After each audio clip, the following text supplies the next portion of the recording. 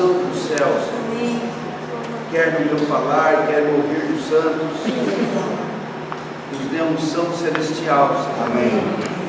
Desperta o nosso coração. Queremos o poder da palavra, Senhor. Amém. Falando ao nosso coração. Amém. Poder transformador da palavra. Sim. Opera em nós. Sim. Nós te rogamos, querido Deus, Amém. em nome de Jesus. Amém. Aleluia. Irmãos, o tema hoje então é o homem, a criação, a queda, a redenção. E para falarmos sobre isso, nós vamos estar falando da situação do povo do Egito, sobretudo nas 42 jornadas do Egito a Canaã. Na semana passada e de maneira alternada, nós vamos estar falando sobre Deus. Fizemos isso semana passada e hoje nós estamos falando sobre o homem. Nós temos que conhecer bem o nosso Deus. Não podemos, irmãos, se quisermos ser bons cristãos e quisermos que a realidade divina opere no nosso viver, com todo o seu poder e propósito, nós temos que conhecer bem Deus. Precisamos conhecer o seu caráter, a sua pessoa, o seu propósito. Afinal de contas, Ele é o nosso Criador. E fomos criados para um propósito. Os irmãos observem como que a ciência se esforça como instrumento de Satanás para negar o Criador. Há duas grandes questões, da ciência. Uma é a origem do universo. Quem se ocupa com isso são os físicos ligados principalmente à astronomia, não é? E a outra é de onde vem a vida. Aí quem se ocupa são os biólogos, Segundo a ciência, o universo veio de uma concentração muito grande de massa, explodiu alguns trilhões de anos atrás.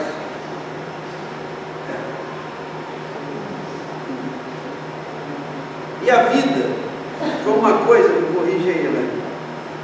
Surgiu de alguma coisa ali no mar, jamais conservado ainda assim. Aglomerado proteico. Não mudaram isso? Não. Eu só sei que a coisa virou peixe, virou perna, virou bicho. Só tem muita fé. Aí virou macaco, aí virou homem. Mas aí isso daí é a teoria da evolução, que aí é outra. Mas a origem da vida é essa que você falou inicial. Aí depois entra, a questão da evolução, mas a vida surgiu disso, dessa coisa do conservar. É a teoria mais aceita. Mais aceita. Mas a questão é que os dois negam o Criador, e esse não é o maior problema, irmãos, na estratégia satânica. Não é o maior problema para nós. O maior problema é que se o mundo veio de uma ocasional explosão, e se a vida veio de uma ocasional combinação de coisas, então para que eu existo? A estratégia de Satanás, irmãos, é nos tornar ignorantes quanto à razão do nosso existir.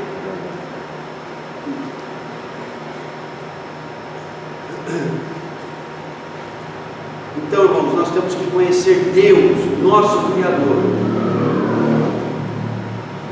Precisamos conhecer Deus, o nosso Criador. Então, temos muito que avançar nesse conhecimento. Nossa mente, o nosso coração e a nossa própria vida ainda estão excessivamente usurpados por Satanás, porque não temos entendido o sentido da nossa existência, e a gente acaba vivendo para coisas insignificantes. A gente acaba vivendo para o nosso sustento e para as vaidades. E Deus disse que cuidaria de nós. Ele cuida de nós. E quanto às vaidades, todas elas são para nos fazer pecar, irmãos. Então nós temos que entender o nosso Deus, a sua pessoa, o seu caráter, o seu propósito. Isso nós nos ocupamos a semana passada e vamos voltar a falar na semana que vem, né? Vamos falando devagarzinho ao longo desse ano.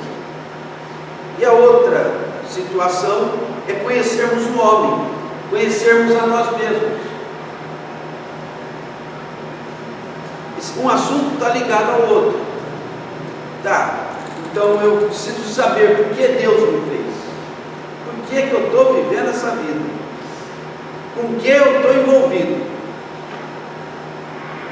É com a finalidade para a qual Deus me criou? Ou ainda opera em mim um engano? Com que Satanás enganou a Eva e colocou o homem numa situação de cegueira espiritual. Então, irmão, seja da nossa ignorância a respeito de Deus, seja a respeito da ignorância sobre a nossa condição, nós precisamos de livramento, irmãos. E para isso o Senhor nos deixou a palavra e nos deixou o Espírito Santo. Não é?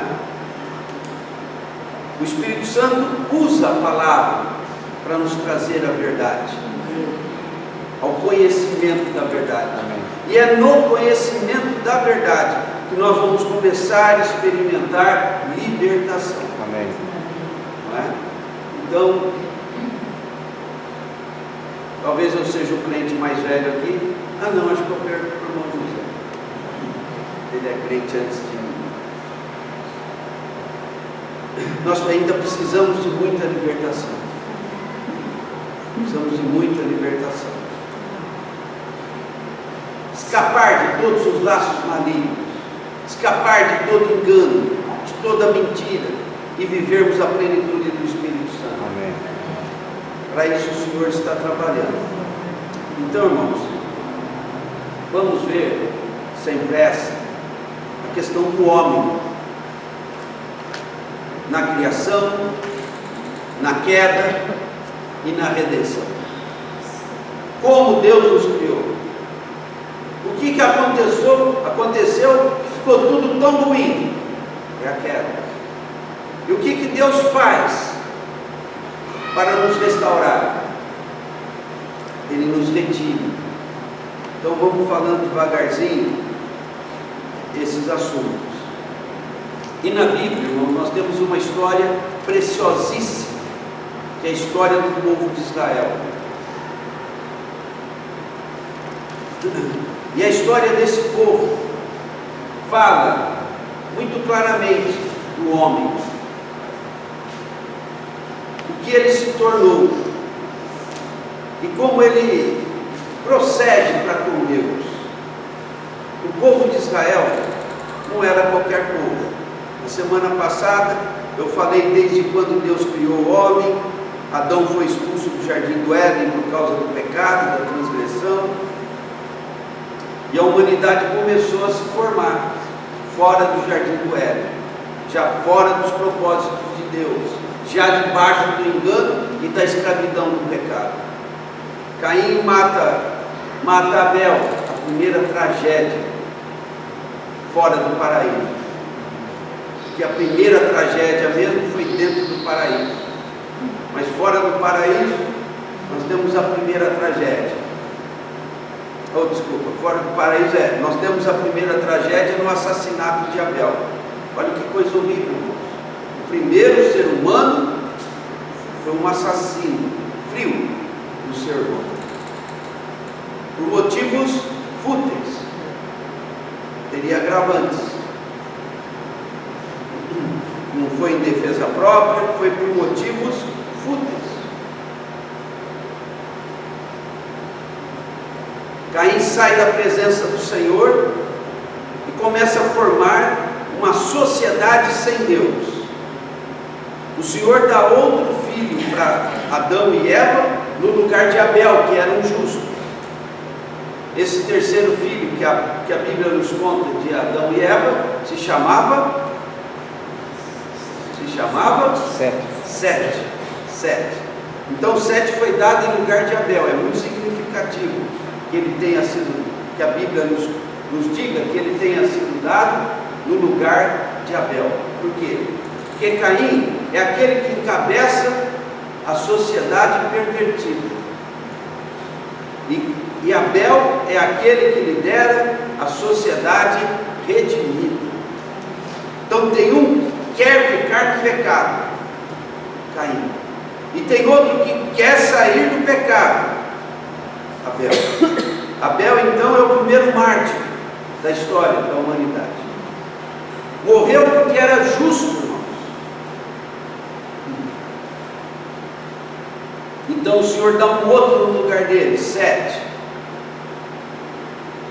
E Sete tem um filho que se chama Enos. E a palavra nos conta lá que a partir de Enos o homem começou a invocar o nome do Senhor. Ou aprendeu a invocar o nome do Senhor. Ou descobriu que Deus não era um Deus distante. Que para aquele que quer andar na sua justiça, Deus é um Deus próximo. E ele descobriu que ele podia falar com Deus, invocar a Deus e ter Deus na sua companhia. Foi isso que aconteceu ali. E a partir dali o homem começou a invocar Deus, começou a falar com Deus e se relacionar com Deus. Talvez Adão, Eva, eu digo talvez porque é uma conjectura isso, né? Talvez Adão e Eva, diante da tragédia de Abel, assassinado, eles tenham ficado muito confusos com tudo aquilo. Aí Deus dá um filho que se chama Sete. E quando esse Sete gera um filho, diz que a partir daí começou-se a invocar o nome do Senhor. Enos quer dizer fraco, frágil. Então eles aprenderam que o homem fraco, frágil, conta com Deus. O Deus é acessível ao homem que o clama. Eles aprenderam, com certeza, da parte do Espírito Santo, eles aprenderam a clamar ao Senhor. E esse clamar ao Senhor, esse se dirigir a Deus, esse rogar a Deus para que intervenha na vida humana, foi evoluindo de geração em geração, geração que eu digo, não dos de Caim, que prosseguia numa outra sociedade, prosseguia nos que eram descendentes de Sete, de Enos e daí por diante, até que na oitava geração surgiu um homem chamado Enoque, e a palavra nos diz que esse homem Enoque andava com Deus. Olha que precioso. Em Enos, Sete aprende, no nascimento de Enos, Sete aprende a invocar o nome do Senhor. Ele descobre que Deus é acessível. Ele é, como eu diria, ele é invocável. Ele pode ser chamado, que ele vem. Chama, que ele comparece. Chama, que ele te assiste. Chama, que ele é bom. Chama, que ele não está distante. Chama, ele quer andar com você. Amém. E parece que de geração em geração isso vai sendo aperfeiçoado. E chegamos a Enoque. E esse Enoque anda com Deus. Anda com Deus. Gera filhos e filhas. Quando ele está com 360 anos, ele é arrebatado. Deus o toma para si. Irmãos, a história de Enoque é uma síntese que Deus quer fazer conosco. Você clama a Ele, durante o seu viver terreno, você aprende a andar com Ele e Ele te arrebata. te arrebata para os céus. Não é isso que Cristo vai fazer na segunda vinda? Arrebatar os seus. Então isso, irmãos, foi pré-anunciado em Enoque, esse propósito de Deus. Depois de Enoque nós temos mais algumas gerações e chegamos a Noé. Diz também a palavra que Noé andava com Deus. Temos aqui outro que andava com Deus, igual a Enoque. Só que esse Deus não o arrebatou para si. Esse Deus deixou aqui para ele cumprir uma missão muito importante. Porque a sociedade, segundo a linhagem de Caim, tinha se tornado extremamente pervertida, pecaminosa, adúltera e violenta. E ao que parece, a descendência de Sete se reduzia a Noé, seus filhos, suas noras e sua esposa.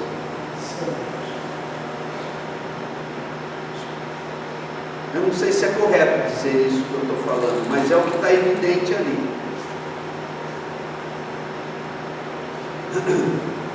E o Senhor diz em Gênesis 6: o meu espírito não agirá para sempre no homem. Chega, eu tenho que pôr fim a isso aqui. Passou dos limites. Eu não vou gastar tempo sobre essa situação hoje. E Deus resolveu dar cabo de toda a vida na terra, com exceção de Noé, sua esposa, seus filhos e nós. E ao todo 8 pessoas. O Senhor incumbe Noé de fazer uma arca. E por 100 anos ele constrói essa arca. No fim desses 100 anos, vem a chuva. E a chuva é de tal maneira que inunda a terra, e só sobrevivem os que estão na arca. Depois que passou o dilúvio, a arca encontrou terra firme, Noé e sua família saem e começa uma repovoação da terra. Mas não passa muito tempo, o homem já se afastou de Deus novamente, e agora temos um outro episódio. O quarto episódio trágico. O primeiro foi a queda, a expulsão do jardim do Éden. A segunda foi o assassinato de Abel. O terceiro foi o dilúvio. Agora vem o quarto evento grave. O homem, já apartado de Deus, faz uma torre, a Torre de Babel. E ali eles afrontam a Deus. E Deus fala de novo. O homem se perverteu. Só que agora Deus já tinha feito uma aliança de não voltar a destruir o homem com o dilúvio. Deus então prossegue no seu propósito, e para poupar aquela geração da destruição, o Senhor vem e confunde a língua deles. E agora eles não se entendem e eles têm que se espalhar. E Deus contém aquele momento de ímpeto extremo, de afronta a Deus. E surge uma coisa nova, talvez a mais perversa de todas. O homem na terra se torna idólatra. Antes do dilúvio, nós não temos notícia de idolatria. Talvez houvesse, mas a Bíblia não nos noticia que houvesse idolatria. Deus ainda era o único Deus. Uns o amavam e outros não se importavam com Deus. Mas agora nós vemos a idolatria. O homem passa a atribuir divindade a coisas estranhas, a espíritos, de demônios. Começa a atribuir a divindade a espíritos e demônios e começam a fazer a representação dessas coisas. Começam a criar os chamados então ídolos e as falsas divindades. E no meio desse caos, em torno do ano 2000 antes de Cristo, a 2000 da criação, né? Antes de Cristo, nós temos 4.000 anos. Eu estou falando em números arredondados. Então nós estamos a 6.000 anos da criação. 4.000 anos se passaram antes de Cristo. E de Cristo até hoje, 2.000 anos. Então, 4.000 anos antes de Cristo, a criação. 2.000 anos antes de Cristo, bem no meio do período antes de Cristo, o Senhor levanta um homem chamado Abraão. E Deus vai começar coisa nova na humanidade, a partir de Abraão. Então ele morava num lugar, uma cidade chamada Ur, na região da Babilônia, ou da Caldeia, né?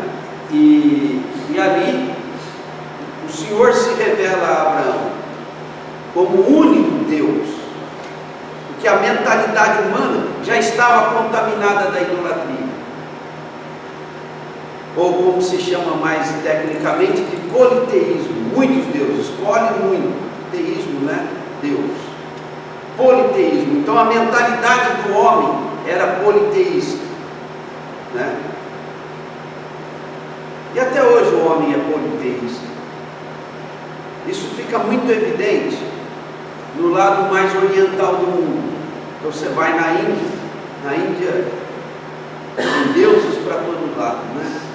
Então eu já ouvi dizer, não sei se a fonte é confiável, né?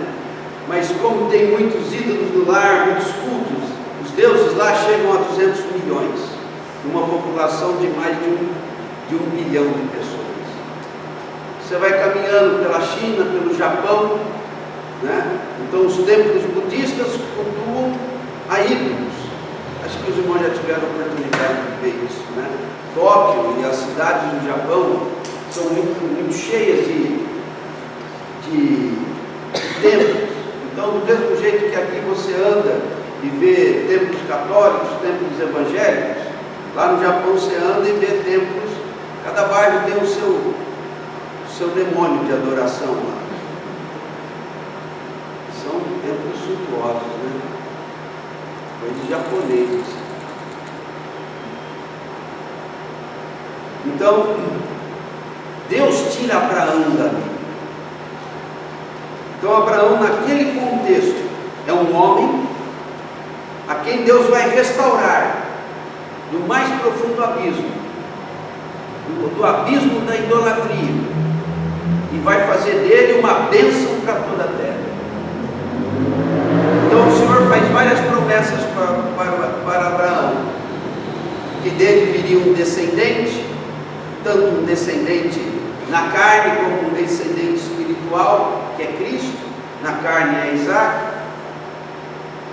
porque a mulher era estéril e eles não tinham filho, e eles geram os filhos em alta velhice. Deus prometeu uma terra, e não só um descendente, mas uma descendência numerosa, que nem a areia da praia ou como as estrelas do céu. E quando fazem essas duas comparações, fala de uma geração terrena, conforme a areia da praia, e fala de uma descendência celestial, conforme as estrelas do céu.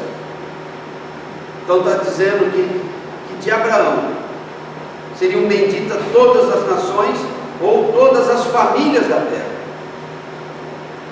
Então nós temos o povo de Israel, que são descendentes segundo a carne de Abraão, e temos aqueles que espiritualmente descendem de Cristo, que são os cristãos, que somos nós. Então quando nós recebemos do Senhor o Espírito Santo, Ele cumpriu o que Ele prometeu em Abraão. Isso está em Gálatas. O Espírito prometido, Paulo é que enxerga claramente isso. Então Deus prometeu que nele seriam benditas todas as famílias da terra. Então quando o Evangelho da salvação começa a ser pregado aos pagãos de toda a terra, aos idólatras de toda a terra, aqueles que recebem a Jesus, recebem o Espírito Santo.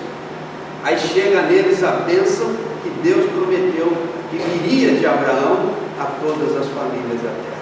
Quando diz todas, infelizmente não são todas, mas a todos que recebem, mas em qualquer lugar da terra. Bom, irmãos, então voltando à história do povo de Israel. Abraão tem um filho chamado Isaac. Isaac tem um filho chamado Jacó. E a promessa de Abraão vai passando de geração em geração. Jacó tem 12 filhos e a promessa passa para eles. Nos dias de Jacó, nós temos o evento da fome e de José. E por conta da fome, o povo vai para o Egito. Mas era para resolver o problema da fome. Mas lá no Egito, eles vão para um lugar tão bom, mas tão bom, que eles esquecem que foram lá só por um período para resolver o problema da fome. E por lá ficam. E esquecem das promessas, esquecem do destino que Deus queria dar a eles. E lá ficam, alheios a Deus, as promessas de Deus. Mas Deus tem as suas estratégias. Jacó desceu para lá com a sua família, 70 pessoas, mas depois de 400 anos eles eram um povo, mais de 1 milhão de pessoas. Só que agora eles não gozavam mais de privilégio, e eles precisaram clamar ao Senhor, debaixo de tanta opressão. Agora eles viraram escravos naquela terra. Então eles clamaram ao Senhor. Então eles lembraram do Deus de Jacó, de Isaac e de Abraão, e clamaram a Deus, e Deus os ouviu e preparou para eles um libertador, Moisés. Moisés, então, eu não vou me deter na história de Moisés. Então Moisés lidera o povo a sair do Egito. Então, a partir daí nós temos a figura que nós queremos. Então começamos lá no Éden, na queda, Caim, dilúvio, Torre de Babel, Abraão, Isaac, Jacó.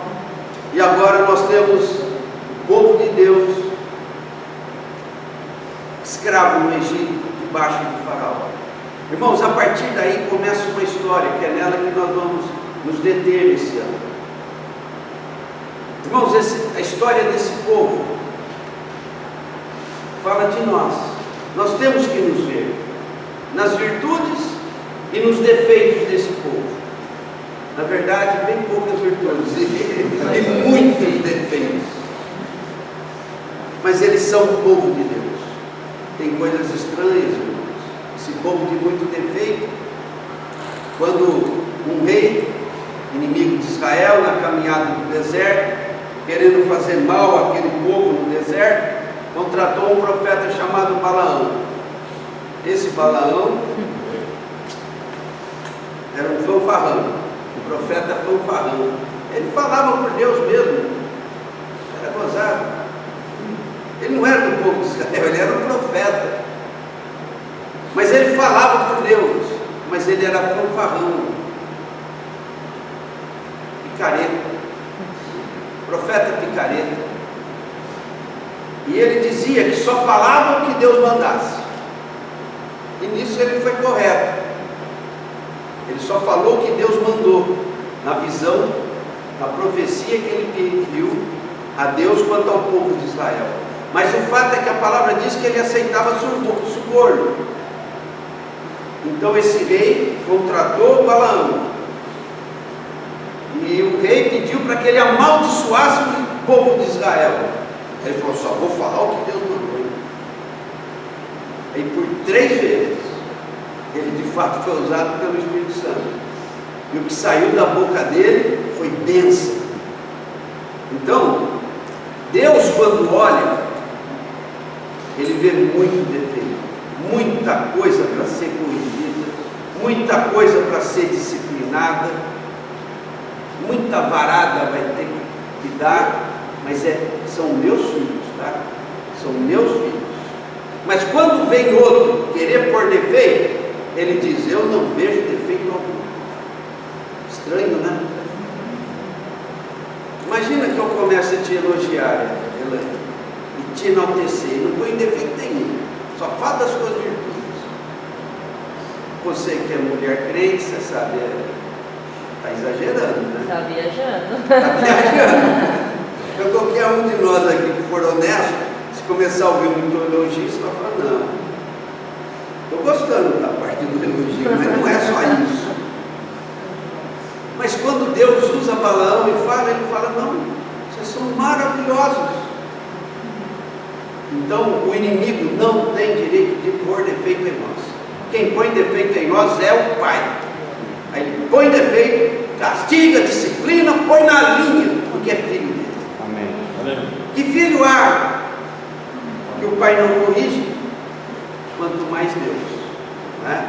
Então Deus põe defeito, mas ele não aceita que o adversário põe defeito. Isso é bom, não é? Porque se deixar para o adversário pôr defeito, Nossa, misericórdia. ele é bom nisso, hein? Ele chama Satanás. Satanás quer dizer o quê? Mas ele tem um vulgo diabo. O que quer dizer diabo? Acusador. O que ele faz de melhor é acusar, Sem parar. depreciar. Sem parar, de dia e de noite. De dia e de noite. De dia e de noite. Tem uma energia para isso. Mas o Pai nos cobre com o sangue de Jesus e fala: não vejo defeito. Mas depois com o Pai a gente acerta a conta. Né? Então, irmãos, a história desse povo retrata a nossa condição espiritual. E vamos procurar ver isso com calma. Eu quero apresentar para os irmãos essa sinopse do povo de Israel nessa caminhada, nessa história. O povo de Israel, falando do viver terreno do cristão. Um dia o Senhor vai nos tirar dessa terra, mas enquanto estivermos aqui, a história que nós temos é muito bem retratada por essa história do povo de Israel. Eu quero, se Deus for iluminando, deixar esse assunto bem claro e bem prático para nós. Nós temos que mover em Israel e temos que tirar proveito dessa história. Em 1 Coríntios capítulo 10, Paulo fala claramente que essas coisas aconteceram e nos foi deixado por escrito para advertência nossa, para exemplo para nós, para que não incorramos nos mesmos erros do povo de Israel. O desejo de Deus, irmãos, é que a gente não repita a história, porque no meio do povo de Israel, onde a maioria, a massa foi reprovada, tinham algumas pessoas virtuosas. Tinha alguns que Deus inocentou, os de 20 anos para baixo. Eu vou dar vocês por inocentes, que eu vou atribuir ignorância a vocês. Mas os de 20 anos para cima não vão entrar na terra. Mas entre esses de 20 anos para cima tinham dois, Josué e Caleb, duas pessoas notáveis. Irmãos, nós podemos ser eles, mas o fato é que nós somos um pouco deles e um pouco do povo, e nós vamos ver como é que isso nos exorta, nos corrige e também nos encoraja. Bom, vamos ver em 4 estágios. Primeiro, no Egito. O Egito, irmãos, na Bíblia é uma figura do mundo, esse sistema maligno regido por Satanás. Então no Egito, o povo está no pecado, e ali eles estão escravizados por Faraó, figura de Satanás. Então o Egito é uma figura do mundo, e o mundo e Satanás fala do pecado. O mundo é o sistema, Faraó é o agente que rege esse sistema. E ali eles estavam escravizados. Então Deus permitiu essa história se formar assim. O povo de Deus estava cativo no Egito, debaixo do jugo de Faraó. Isso para revelar, irmãos, que nós nascemos no pecado. Nós somos povo de Deus, mas nascemos no pecado. E nós temos que ter consciência do pecado, do nosso pecado, para escaparmos dele. Segundo, um outro estágio, esse estágio aqui foi curto. Cruzando o Mar Vermelho, nós estamos aí falando da salvação. Deus preparou aquela libertação através de Moisés. As 10 pragas, ao final, na última praga, eles sacrificam um cordeiro, e aquilo foi um sinal da redenção de Deus sobre eles. Depois o Senhor os encaminha para fora do Egito. Faraó, que os tinha permitido sair, vem atrás e diz: não, me enganei, volta aqui, não vou deixar vocês irem não. Aí nós temos o evento da abertura do Mar Vermelho, vamos ver isso com calma, e ali o povo passa, a salvo, totalmente a salvo, diz que até a pé enxuto, mas ali fica todo o exército do Faraó, e o mar se fecha sobre eles. Aí do outro lado eles estão salvos. O Egito como opressor sai da história de Israel, como opressor, mas o coração deles está arraigado no Egito. Eles vão querer voltar para o Egito. Muitas vezes eles vão querer voltar para o Egito, porque no deserto eles descobrem que eles não estão tão agradecidos a Deus assim. Eles descobrem que eles não querem ser tão de Deus assim. Eles descobrem que Deus foi bem-vindo na hora de tirá-los do Egito, não propriamente do Egito, mas tirá-los da opressão do Egito. Senhor, não dava para me deixar no Egito mesmo? Só aliviar a opressão? O Senhor fala: não dá, você fica no Egito, é opressão. Então, mas eu não queria muito esse negócio de lei, de aliança contigo, não. Eu só queria que o Senhor tirasse aquelas varadas que eu tomava, aquele trabalho forçado, né? Aquela opressão insuportável. Mas depois eu queria mesmo ficar no Egito. Panelas de carne, comíamos a nos fartar, e o melão docinho, e os pepinos, os alhos, as cebolas, com que a gente temperava a nossa comida. Aqui no deserto só tem esse maná, então não aguento mais. Parece com a gente ou nós não temos nome? Então nós temos um momento de Josué e Caleb, depois um momento de murmuração e até blasfêmia, né? Mas o Senhor é bom, o Senhor é misericordioso, não é? Bom, mas o fato é que naquele momento eles cruzaram o Mar Vermelho, eles, que eu compartilhei na quarta, eles viram o reino, mas depois não quiseram entrar.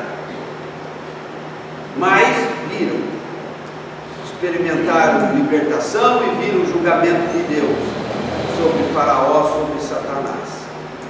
Depois nós temos um terceiro estágio, no deserto, na caminhada. Vai começar ali, irmãos, a renovação.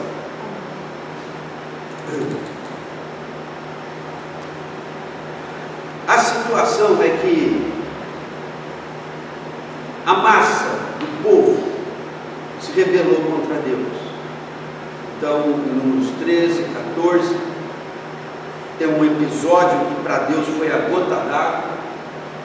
Provavelmente eles estavam em torno de 3 a 4 anos no deserto.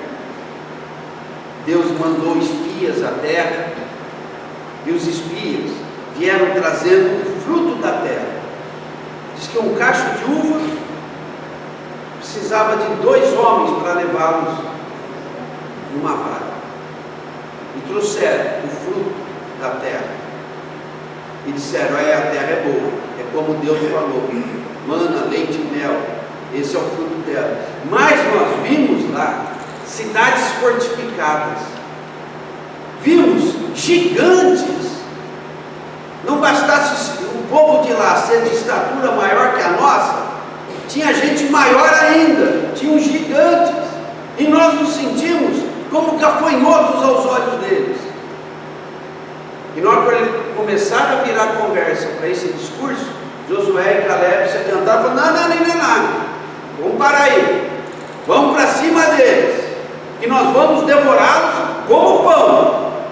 Só que eles eram só 2 dos 12 que foram, um representante de cada tribo, Josué e Caleb, e os outros 10, não, vai ser a nossa destruição, eles vão acabar conosco. E os 10 acabaram prevalecendo sobre os 12, sobre os 2, incitaram uma rebelião e disseram: vamos levantar outro líder que nos faça voltar para o Egito. E quiseram matar a Moisés e Arão. Aí o Espírito de Deus interveio. Chega.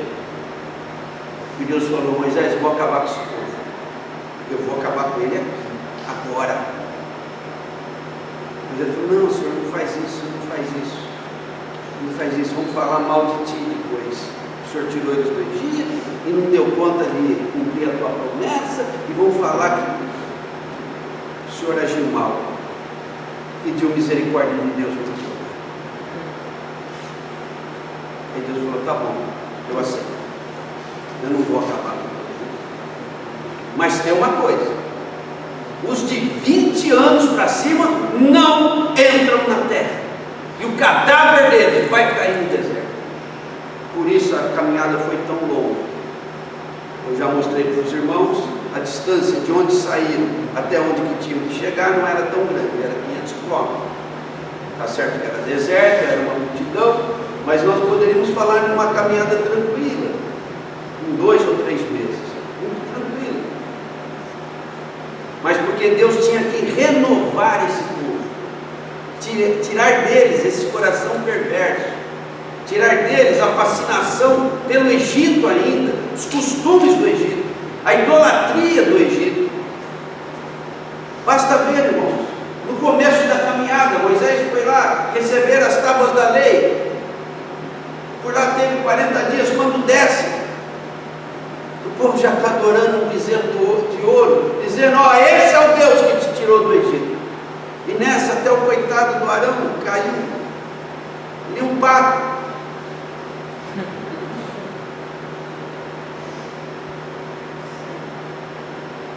E quando chega esse episódio do espias, irmãos, o Senhor diz para Moisés: nós vamos ver todas essas passagens com calma, irmãos, eu só estou dando uma corrida.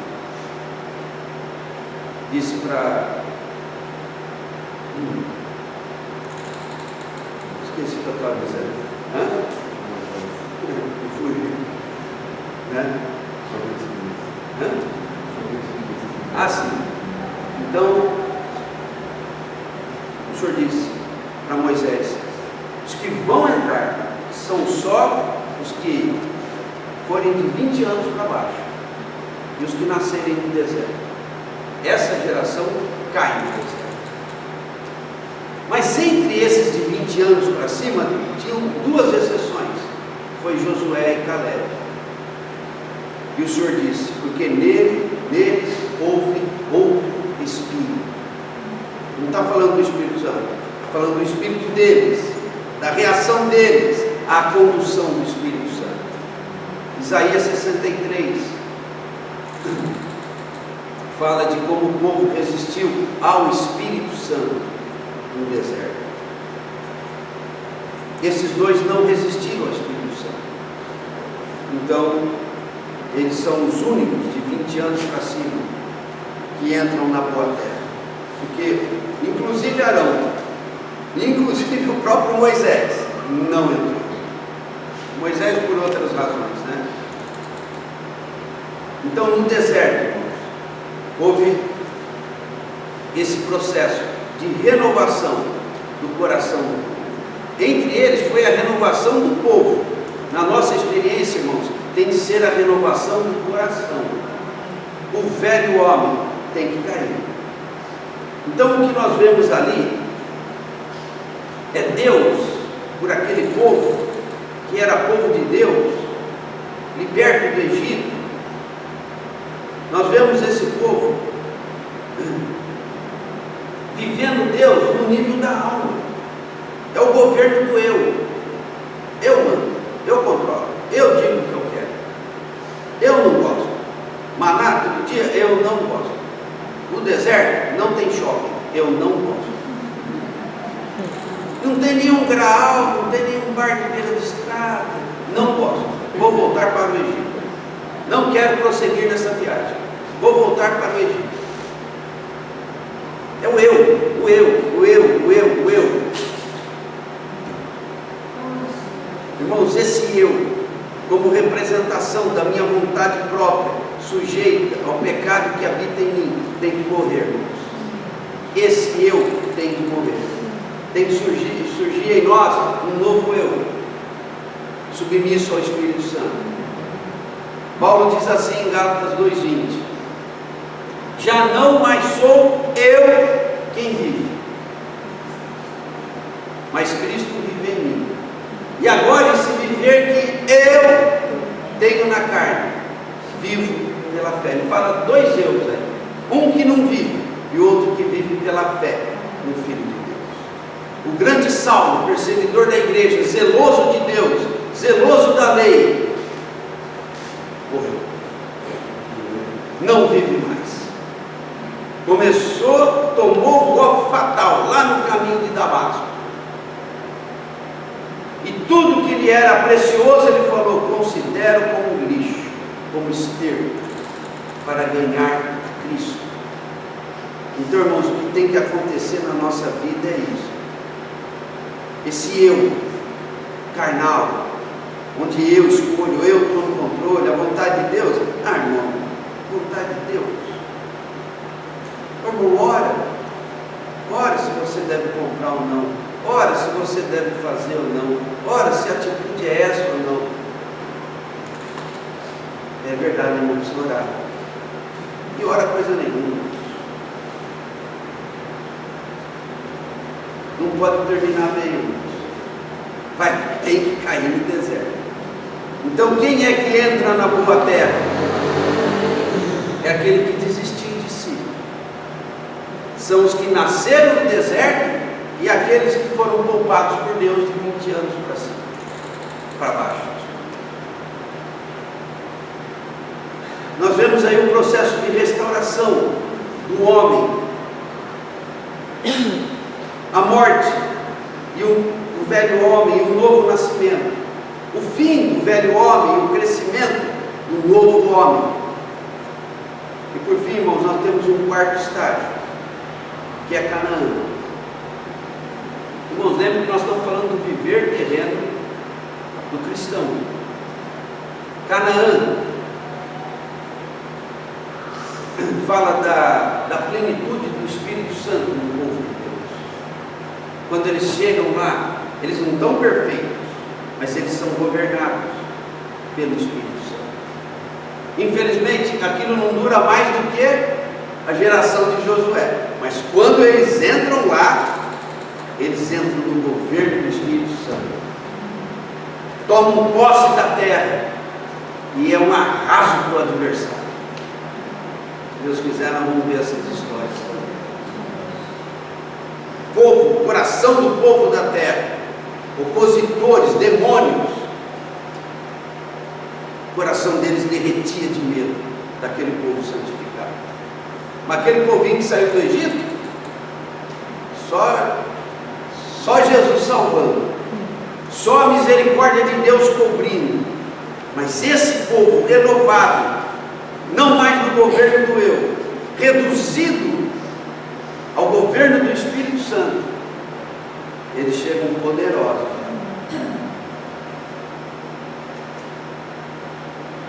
Deus vivido no nível do Espírito, o governo de Deus, falando da realidade dos que vivem em Cristo, no poder do Espírito Santo.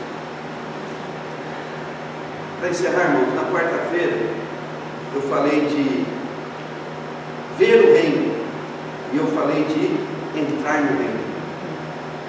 Falei de nós termos uma primeira porção do Espírito Santo para nos fazer filhos de Deus. Eu falei de uma segunda porção do Espírito Santo que me faz viver no reino de Deus.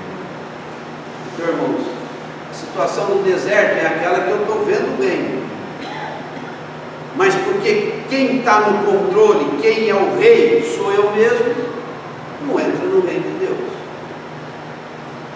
Então, nesse período do deserto, é um período em que Deus se dedica a nos livrar de nós mesmos, a nos tirar do engano, a nos tirar das trevas, a nos tirar de debaixo do domínio maligno.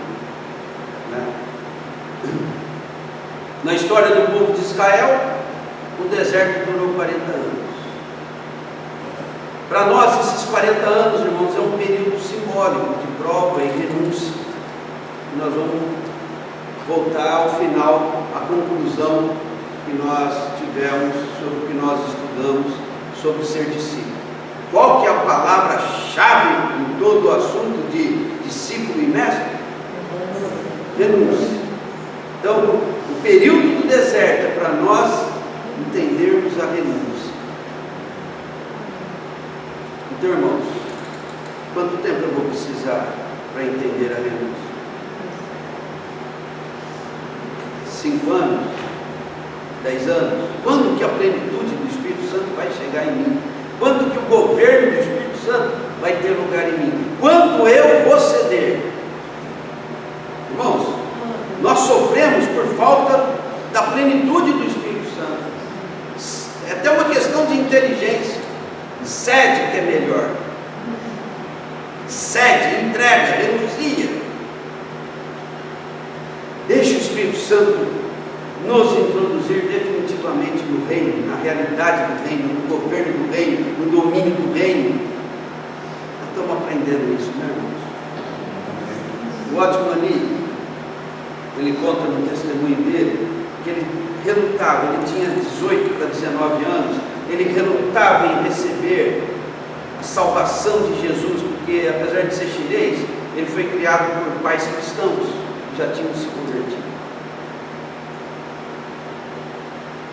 E ele relutava em receber a Cristo, porque ele sabia que na hora que ele aceitasse Jesus, ele não estava aceitando só a salvação.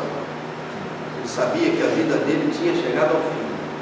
Irmãos, olha assim, já entrou de cara. O deserto para ele durou muito pouco tempo, pouquíssimos anos, talvez 2 ou 3 anos. E quando a gente fala daqueles heróis da fé, tão jovenzinhos se consagraram para fazer as missões, alguns com 17, alguns com 20, a maioria novinho, já descobriram que a vida para eles era Cristo. O viver para mim é Cristo e o morrer é lucro. Irmãos, é para isso que o Espírito Santo está trabalhando para nos levar. E qual que é o prêmio disso tudo? Não estou falando na vida de Jesus, não, estou falando agora. Qual que é o prêmio da minha renúncia? É a plenitude do Espírito Santo. Eu tenho que conhecer isso. Amém? Amém. Semana que vem na outra semana, a gente vai falar um pouquinho da situação do Egito. No Egito, no pecado, escravizados. Vamos ver essa situação, tá bom? Então a gente encerra por aqui.